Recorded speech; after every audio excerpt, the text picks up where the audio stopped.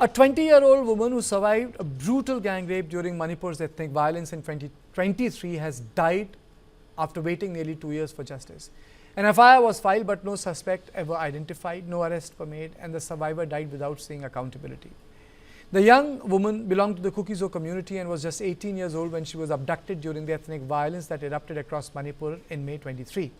According to the FIR and subsequent accounts, she was seized amid the chaos of the clashes, subjected to a brutal gang rape that left her grievously injured, and she was disposed of near a creek. She survived the assault, but the physical injuries and psychological trauma were severe.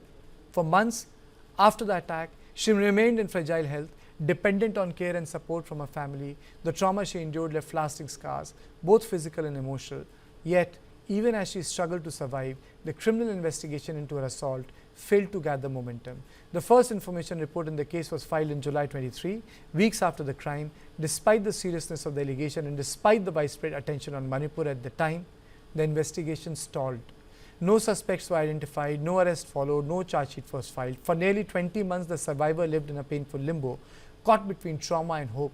Her family repeatedly approached authorities asking for updates, asking for progress, asking for answers. But there was little to tell them. Earlier this month, the survivor succumbed to complications arising from her injuries. She died without seeing those responsible held to account. Her death has reopened wounds, not just for her family, but for the state still struggling to recover from violence. This case cannot be viewed in isolation. It unfolded amid ethnic clashes between Maitis and Kukis that began in May 23 and plunged Manipur into months of unrest. Entire villages were burned, thousands of people were displaced, lives lost, communities were torn apart. During this period, multiple allegations of sexual violence emerged, particularly from the conflict-affected tribal areas and also some in the valley. Women activists say that vulnerable and women were most affected by the attack.